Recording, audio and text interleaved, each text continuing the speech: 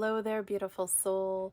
This is Rochelle with the Healing Rose, and today I am taking a quick look through the Witch's Familiar Runic Oracle, the new mass market edition, and just taking a look to see how it stacks up next to the independent version. So this is by Athene Noctua, and her decks, I think all of them, I'm hoping all of them end up getting picked up by Hay House, actually. So they have already previously published her Crystal Ball Pocket Oracle. They have done her Unfolding Path Tarot. And I'm really hoping they end up picking up the Faded Pocket Love Oracle, because it is adorable. So her artwork is absolutely gorgeous and brilliant, and I love this deck. This is probably, I've been just using this almost daily since I received it. This is, in my opinion, I think probably the best runic oracle deck that I have seen. I have had several of them, and this one is just, it's fabulous, and it's so wonderful. I am a huge fan. All right, so let's take a look. Inside of the box, we have really beautiful illustration. So this one just came in a little box. That's it reminds me of like the little boxes you used to get jewelry in, that kind of a size. So it doesn't come with a guidebook. It does come with a card for you to, if you managed to get this deck while it was independent. It is a cute, adorable little pocket size. So let's see. So Hay House has done this slightly larger. It's not a lot bigger, I have to say. I haven't taken a look at the deck yet. I have only, pardon me, popped the guidebook out to take a look and see what's included. So we have a nice table of contents. There is no numbering associated with the cards, so they are organized into the traditional grouping, the 3 aets that they are grouped into. It has the Norse names for the runes, and then the animal associated with. So if you get stuck in the Old Norse naming and you're having a hard time looking up, you can just go, okay, which one's the squirrel? And so it's kind of nice that they included the animal on there. So it gives us a little section on the runes after the little welcome section, casting your rune cards, and then it gives several spreads. So there is a past, present, future based on the 3 Norns, and then there is an expanded version of that if you just want more in-depth. A fork in the road, 7-card spread, a 5-card spread, and a 4-card spread. And then it just gets into the actual information about the cards. So we have a little section about the animal that's on the card, then a little bit about the rune itself, a little bit about reversal, which is interesting. I haven't worked with them in reversal so far, but we'll see. We'll see how that goes. Keywords that go along with it and magical workings. All right. So yeah, I think it's quite cute. I love the binding on this little guidebook. I love tiny books, so for me, and cute little tiny decks. Oh, adorable. I love it. All right. So the inside of the bottom is just dark, and we just have that illustration and the little one on the front. So let's tuck the guidebook away and get this unwrapped. All right. And when these are paper like this, I actually like to keep them to use as little bookmarks in the guidebook. Okay, so let's see. So the cardstock is very much, right away, it just feels a lot like the same cardstock that was used in the Crystal Ball Pocket Oracle. And they are, I'm pretty sure, exactly the same size. So, yeah, that works, which means if you want to and you have both, you can totally mix these together to make a really fun little reading deck, which I plan to do, actually, to be completely honest. All right, so I feel like I do feel like this cardstock on the indie is maybe slightly thicker, but this has a really nice spring to it. It's not so matte coated that the cards want to stick to themselves. They slide really well. You know, some of those matte finishes, those rose petal finishes, they have a tendency to cling to themselves, and it's not super glossy, so that's nice. Let's just take you in closer because it is a tiny little pocket deck, so it's nice to be able to see what's going on here. All right, so the illustration quality is pretty close. Size-wise, there's not a lot of difference here. They look pretty exact. I think they've really held true to the color tone. I know some indie decks, when they've gone to mass market, there's been a shift in the color spectrum, or they've changed the background colors. I think this is very spot on. We've just gotten a little bit of extra to that dark edge. All right, so let's take a peek and see how they... Oh, I love this. I love this deck so much. Yeah, so really it looks like it's just that little bit, just that little bit extra background, and not a lot. Okay, so we've shifted direction, so our wolf has changed just a little bit.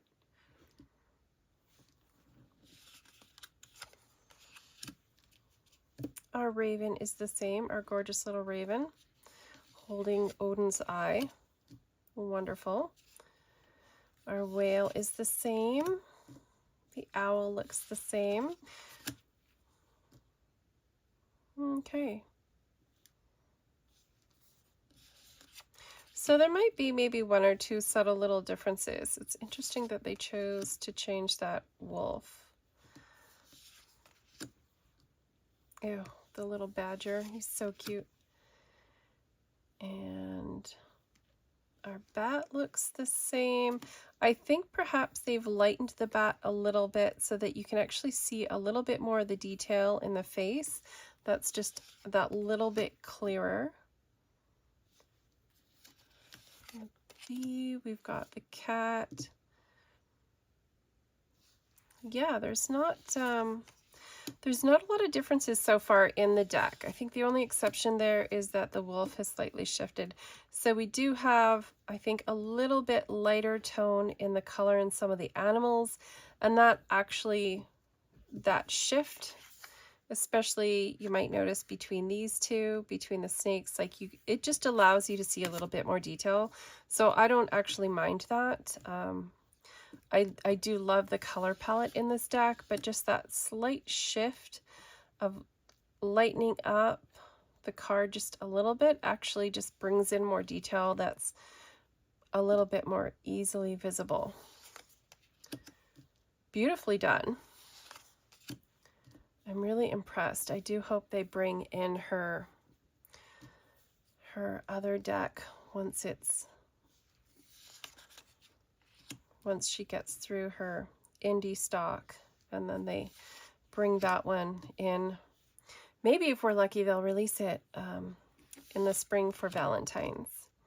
I almost kind of have a feeling maybe because it's like a love oracle that they might actually try to time the release.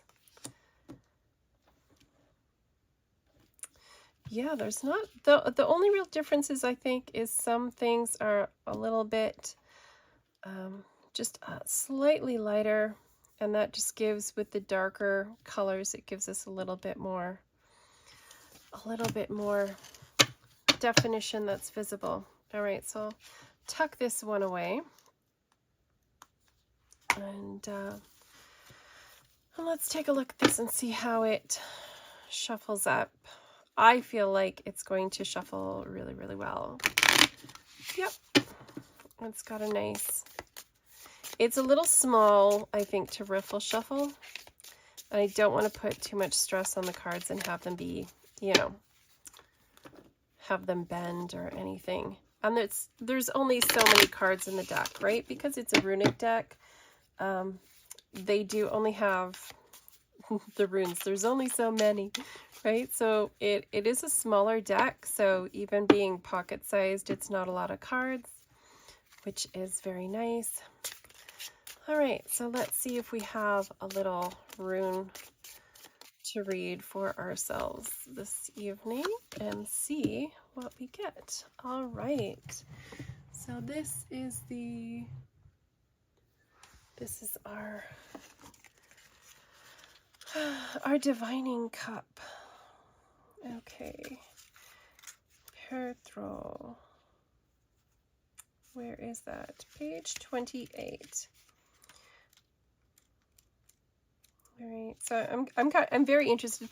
Everyone has a slightly different take on runes and the definition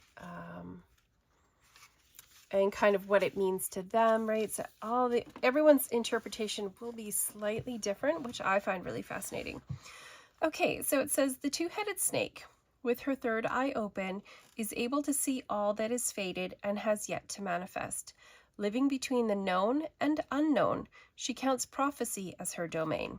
Cosmic and primal laws unfold before her, and she moves between their patterns, playing out her unique journey with the choices she makes of her own free will.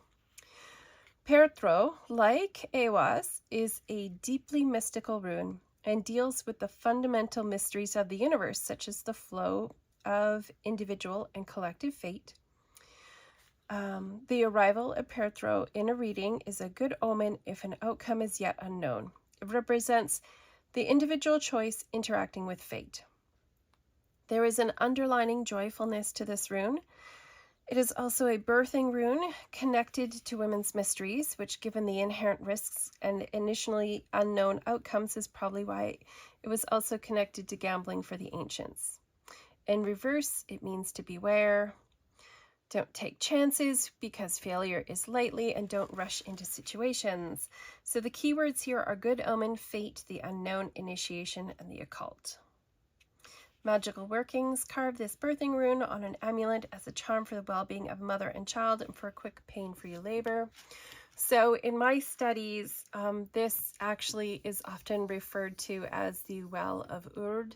So one of the Norns, and it was like the cup that she looked into, the well that she looked into to divine fate or divine the future, right? To look into the unknown. So it actually, when it's this direction, this is like the little cup that you look into, that you scry into, right? So very cool, very cute. I am super excited to have this cute little deck with this lovely little box that it comes in. It is a nice box, which is nice. So it's always nice to have that. And you know, very cute. The backs are adorable. I'm so glad that they kept very true to the color palette of this deck. It's absolutely adorable.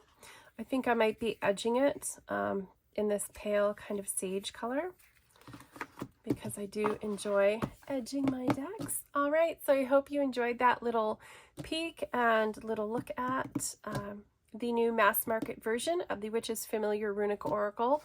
And I do really like the fact that it does really hold true to the original deck. We only have just a slight increase in the size of the card, which I do think is nice. I love my little tiny deck, but now I feel good that I can leave that at home and I can take this one with me for readings, and I won't worry because I can just buy myself an extra copy if I need to. All right, I hope you have a wonderful day. Take care. Bye.